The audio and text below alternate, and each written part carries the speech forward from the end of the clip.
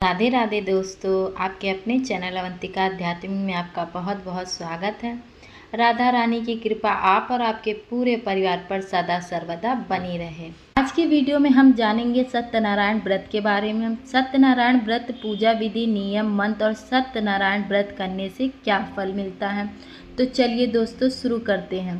भगवान विष्णु के अवतार ही भगवान सत्यनारायण का ही है।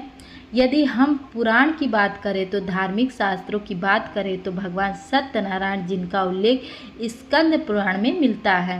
स्कंद पुराण में स्वयं भगवान विष्णु नारद जी को सत्यनारायण जी के व्रत का महत्व बताया है और कलयुग में सबसे सरल, सबसे प्रबलशाली पूजन भगवान सत्यनारायण का पूजन माना जाता है।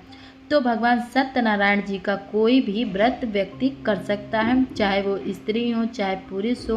भगवान सत्यनारायण जी का व्रत करने से सत्यनारायण जी की कृपा प्राप्त होती है और जीवन के सभी दुख शोक नाश हो जाते हैं। जीवन में सुख समृद्धि का आगमन होने लगता है। भगवान सत्यनारायण जी को व्रत उन लोगों को जरूर करना चाहिए जो लोग निसंतान रहते हैं। कहते हैं सत्यनारायण का व्रत करने से संतान की प्राप्ति भी होती है। तो भगवान सत्यनारायण जी का व्रत सभी क्षेत्रों में सफलता के लिए भी कर सकते हैं। आपने अक्सर सुना होगा कि सत्यनारायण तो दोस्तों सत्यनारायण कथा से कई यज्ञों के बराबर फल मिलता है। इसके अलावा आप भगवान सत्यनारायण जी की कथा सुनने वालों को भी बहुत ज़्यादा फल मिलता है। तो भगवान सत्यनारायण जी का व्रत कब किया जाता है, चलिए इस पर भी चर्चा कर लेते हैं। वैसे भगवान सत्यनारायण जी का व्रत पूर्णिमा के दिन किया जाता है। आप किसी भी पूर्णिमा के दिन, ये प्रत्येक पूर्णिमा के दिन भगवान सत्यनारायण जी का पूजन कर सकते हैं, व्रत रख सकते हैं और कथा कर सकते हैं। इसके अलावा प्रत्येक गुरुवार के दिन भी भगवान सत्यनारायण जी का पूजन और व्रत किया जा सकता है।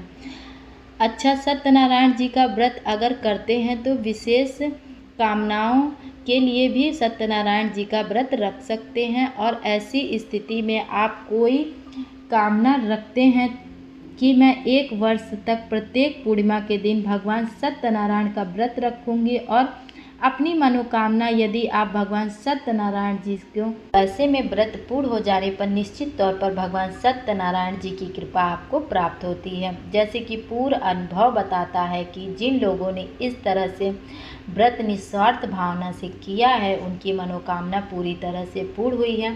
घर में शांति के लिए, सुख समृद्धि के लिए, शीघ्र विवाह के लिए, सुखद वैवाहिक जीवन के लिए और संतान प्राप्ति के लिए भगवान सत्यनारायण जी का पूजन किया जाता है। तो भगवान सत्यनारायण जी का पूजन कैसे करें, तो देखिए भगवान सत्यनारायण जी के पूजन के लिए केले के पत्तों का होना बहुत ज़रूरी है। केले के पौधों को साक्षात सत्यनारायण जी का स्वरूप माना जाता है। तो घर में यदि आप सत्यनारायण जी का व्रत रखते हैं, कथा करते हैं या फिर पूजन करते हैं तो पूजन करने के लिए घर के ब्रह्म स्थान पर, मुख्य स्थान पर यानी कि घर के बीचों बीच केले के पौधों का मंडप बना लीजिए। हाँ, केले के पौधों का मंडप बनाना जरूरी है। घर में सत्यनारायण जी का विग्रह हो तो ठीक, नहीं हो तो आप प्रतिमा ले आ लीजिए और प्रतिमा की स्थापना कर दीजिए। एक चौकी ले लीजिए, चौकी पर पीला रंग का कपड़ा बिछा दीजिए और उस पर सत्यनारायण भगवान का विग्रह यानी कि चित्र स्थापित कर दीजिए। कलश और दीपक को भी स्थान दीजिए। सत्यनारायण जी की पूजा में कलश का होना बहुत ज़रूरी होता है और श्रीफल यानी नारियल का होना ज़रूरी होता है। श्रीफल ले लीजिए और भगवान सत्यनारायण जी की कथा में आप एक कलश के ऊपर श्रीफल रख दीजिए। सबसे पहले गौरी गणेश जी का पूजन कीजिए, गौरी गणेश जी की आमंत्रित कीजिए और फिर नवग्रह का पूजन आपको जरूरी करना है। जी हाँ, सत्यनारायण जी के पूजा में सबसे पहले गौरी गणेश जी की पूजा कीजिए, फिर नवग्रह की पूजा कीजिए, उसके बाद सत्यनारायण जी की भगवान की पूजा कीजिए। सत्यनारायण पूजा में भगवान सत्यनारायण को हमें किस चीज़ का भोग लगाना चाहिए। सत्यनारायण की पूजा में भगवान सत्यनारायण जी को हमें पंचामृत, फल और पंजीरी का भोग लगाना चाहिए। पंजीरी जो कि आटे की होती है, आटे को घी में भून लीजिए और उसमें शक्कर मिला दीजिए, बस यही पंजीरी कहलाती है। इस तरह से बहुत ही साधारण तरीके से आप पंजीरी तैयार कर सकते और पंचामृत शहद, तुलसी दल, दही, दूध, घी, गंगा जल इस तरह से मिलाकर आप पंचामृत बना लीजिए। भोग में आप पंजीरी और पंचामृत और कोई एक ऋतु फल का भोग सत्यनारायण जी को लगा सकते हैं। भोग में तुलसी दल जरूर अर्पित करें, पीला वस्त्र अर्पित करें। इसके बाद सत्यनारायण के व्रत की कथा जरूर सुननी चाहिए और फिर आरती करें। इसके बाद आप प्रसाद बांटें। प्रसाद में आप केले रख सकते हैं या फिर जो भी आपको उचित हो वह फल आप सत्यनारायण भगवान को अर्पित कर सकते हैं।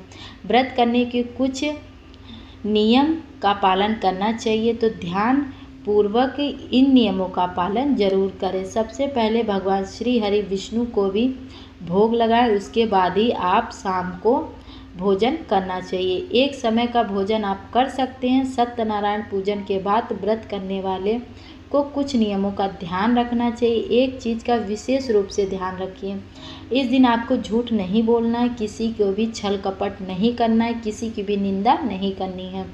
इस दिन ब्रह्मचर्य का पालन करना है। इस दिन कपड़े को बिल्कुल ना धुलें। यदि आप पुरुष हैं तो नाखून नहीं काटना चाहिए, दाढ़ी नहीं बनवानी चाहिए।